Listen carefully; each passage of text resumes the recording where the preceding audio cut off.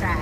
So awesome. Listen, we just gonna get right up into it. Okay. You are gonna so have to tell us like basically what your passion is behind the restaurant, Okay. as well as some of your amazing dishes on it. Yeah, no problem. So, you know, it started for me when I was young.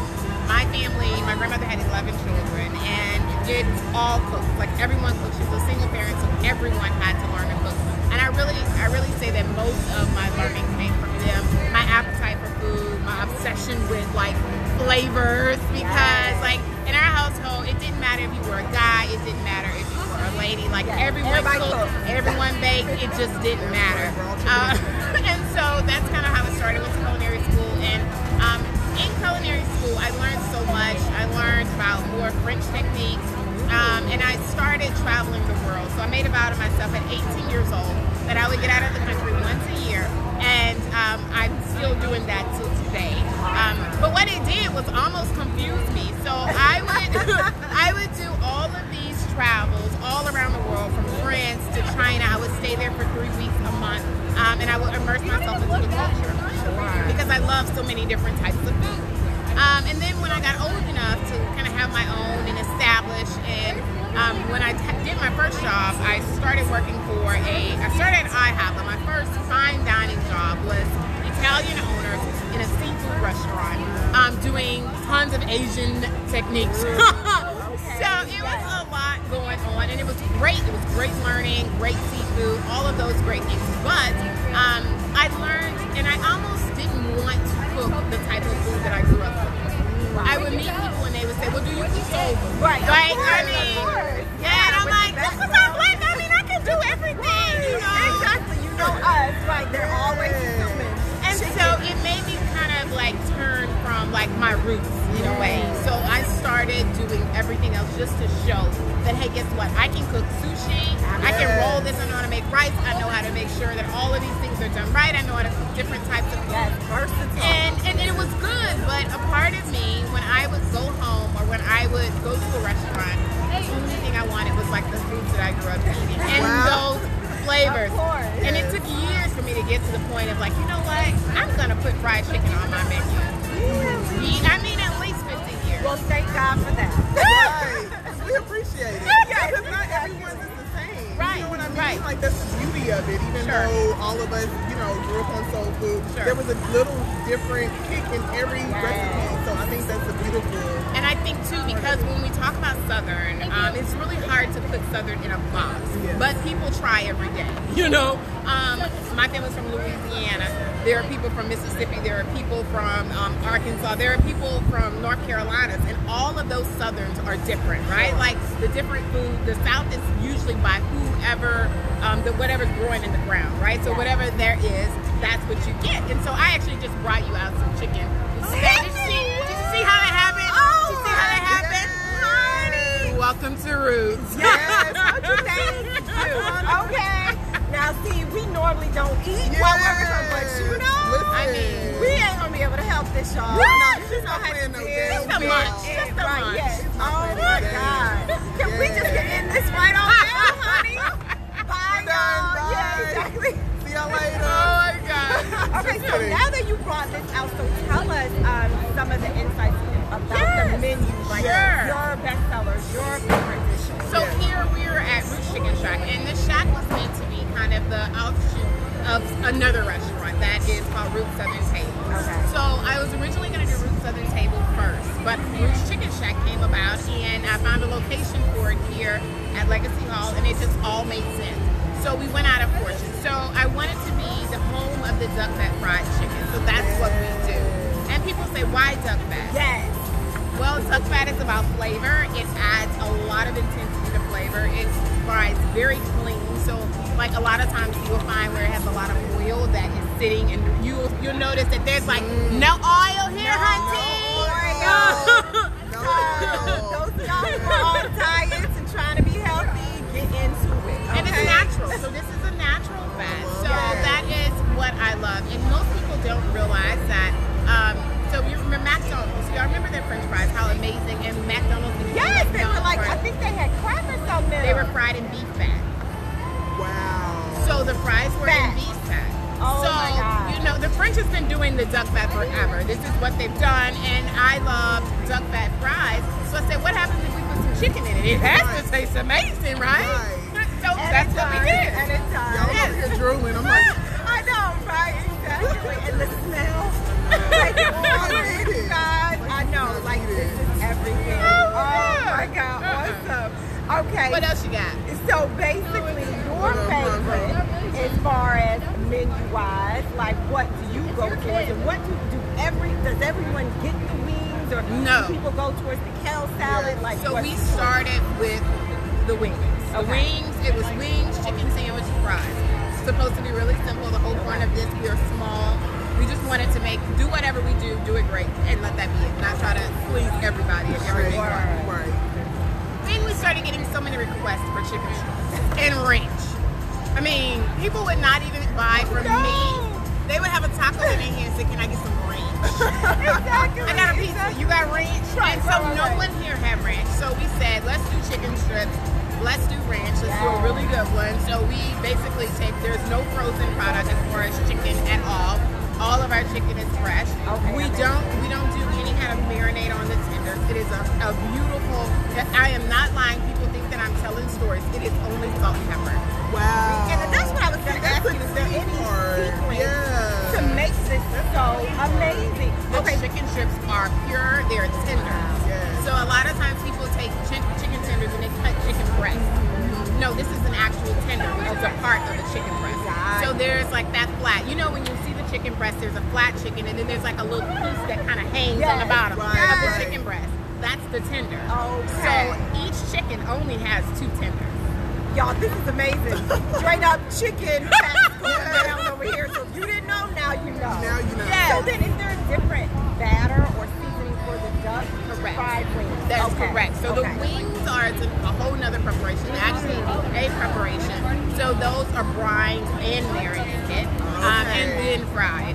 So these are just fresh, tossed with salt and pepper, some flour, and then you get just fried in duck fat. And this one cannot get enough of those. No! I have heard an Thank you earful for putting my about business on the street. Like she's like a little picky eater. So that I'm like, you finished the meal? Exactly. Like I know. what? And when I tell you, I am picky off the like. Don't so even get me good. started on. I mean, when I first met her, I was like, "Ooh, I'm so mad at you." She was like, "Why you mad at me?" And I'm like, "Because every single time I come to Legacy Hall, I'm like, I'm going to Roots. I don't care. There's like all kinds of places here, and I'm like, that's my spot.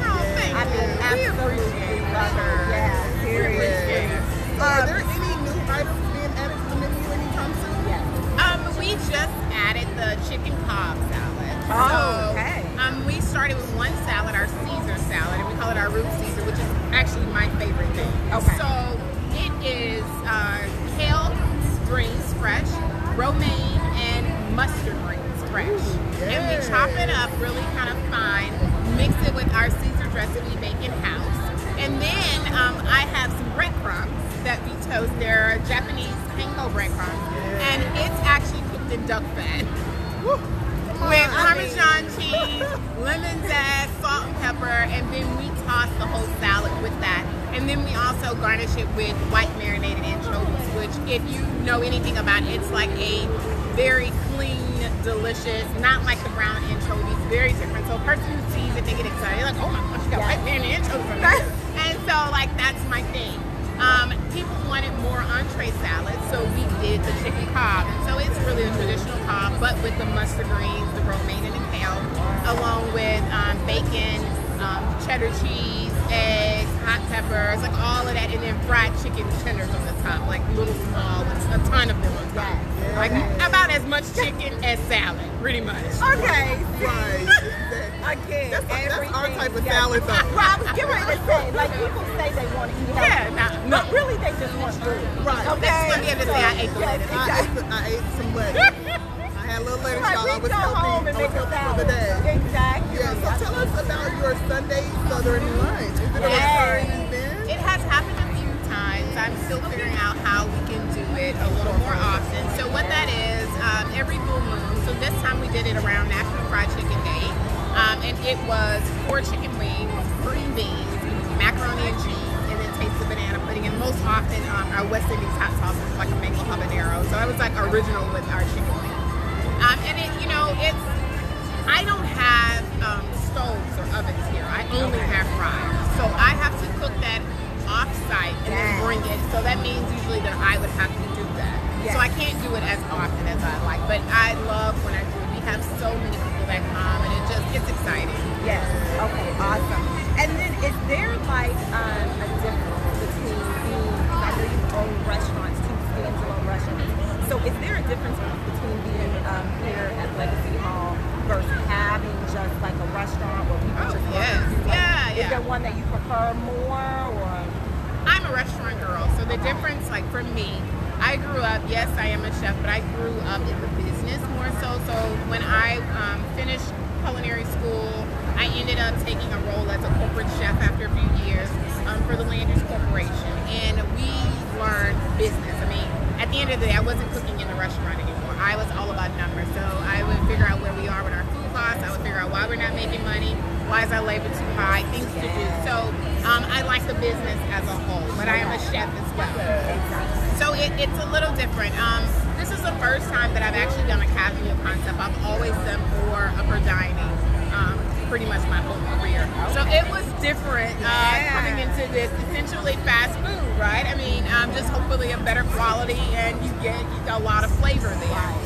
But I love the restaurant business, and I love being able to come into a restaurant, you know, where all folks that I love are sitting out and they have a drink. And I mean, I can do it here or I can do it there, but I love being able to cook something special for you, you know, so that's with the forum.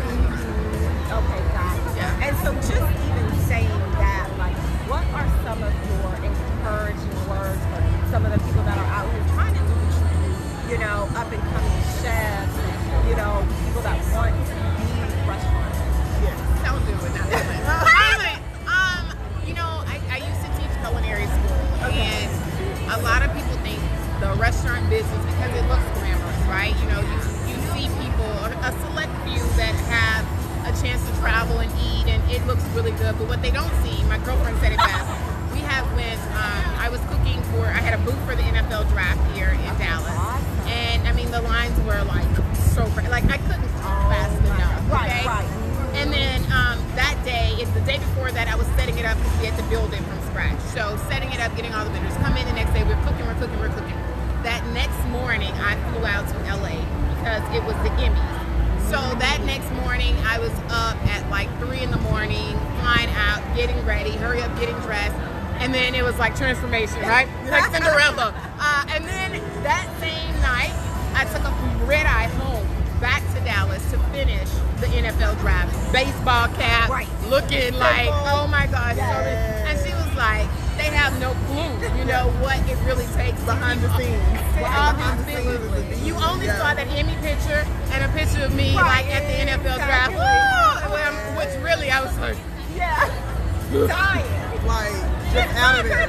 Like, y'all don't even know. Yes. So before you jump out there and want to open your own, we all have passions, and I think that we should definitely hone them in and figure out. So if you want to be a chef, figure out what kind of chef you want to be, because there are many options. Having a restaurant is not the only option. And depending on what you value as well, you know, some people have younger children, and it's very difficult to be in the industry starting fresh, kind of cooking in restaurants with young children, because in the restaurant business, they don't care. Like, your kid's sick, I need you here. Right. And if you don't come, you mess up the whole restaurant. So one call in can ruin everyone's experience, because we run such short late runs. And so it's just really tough. But I will say that if it's something that you want to do, you have to just keep going.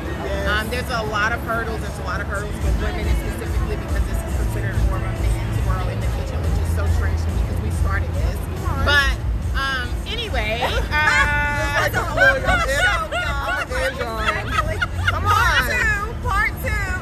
You know, but you know, it takes time, and like any other career, you have to put in your time. You have to put in your work. No doctor will ever be a doctor without going through all the schooling that's necessary. And it seems that people who want to get into the restaurant business or be a chef, they only want to get there so quickly. You know, they think that cooking is really all that it entails, and it's so much more than cooking. It's such a small amount. I wish I could cook all day. Right, absolutely. Oh my God. And saying that, you know, your love for just the culinary art, what are some of your next ventures? Yes. Are you opening Are you up opening another more restaurant?